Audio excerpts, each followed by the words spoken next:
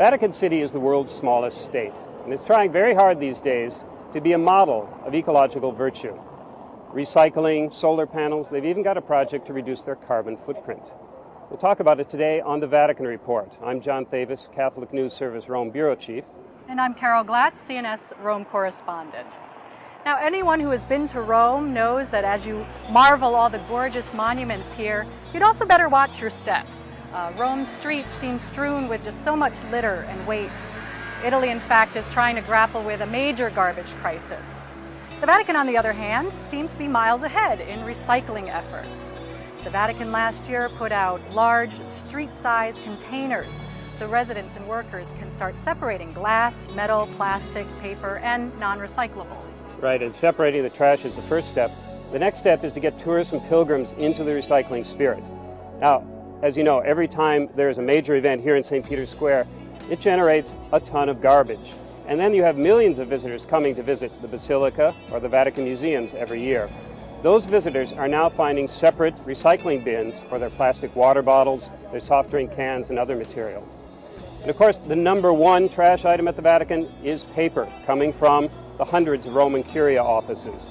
Fortunately, it is recyclable. In fact, the Vatican has discovered that depending on the price of scrap paper, recycling this material can actually generate a small profit. Now, it has to be said, the Vatican's recycling program is being run by Vatican gardeners. That also means that they're not quite able to handle environmentally sensitive waste.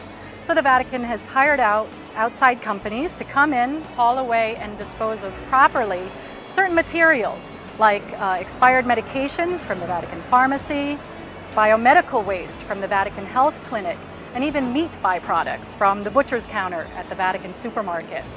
Now, Vatican residents and workers can also get rid of any bulky or dangerous items of their own. All they have to do is just call the special number and a truck will come and pick up car batteries or refrigerators or what have you. Sounds very efficient. And it also sounds like Rome could learn a few lessons from the Vatican on this.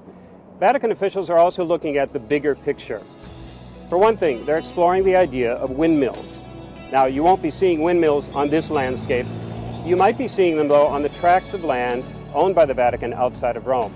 And the Vatican is also looking into setting up biofuel production on the grounds of the Papal Villa at Castel Gandolfo. Now, already here, the Vatican has done some incredible things.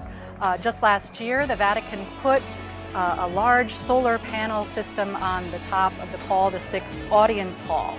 Thanks to the generosity of a German solar company, some 2,400 solar panels now dot the top of this roof. Now, in eternally sunny Rome, that means it will produce some 300,000 kilowatt hours of energy a year. How much is that? Basically, that could supply the yearly energy needs of about 60 homes. Well, we've also heard reports, Carol, that the Vatican was about to construct a giant solar power plant outside of Rome. Yeah, reports were saying it was going to be Europe's biggest solar plant. Those reports are premature because Vatican engineers still don't know how big of a project they really want it to be. Vatican engineers would love to turn this land into a large solar farm, but they still need to draw up proposals and even carry out feasibility studies first. And I understand the engineer in charge of that study has said he was inspired in all this by Pope Benedict XVI. And it should be said, Pope Benedict has led the way on this issue. First, by talking repeatedly about the moral obligation to protect all of God's creation. That's a message that's important not only to Christians, but to other religions as well.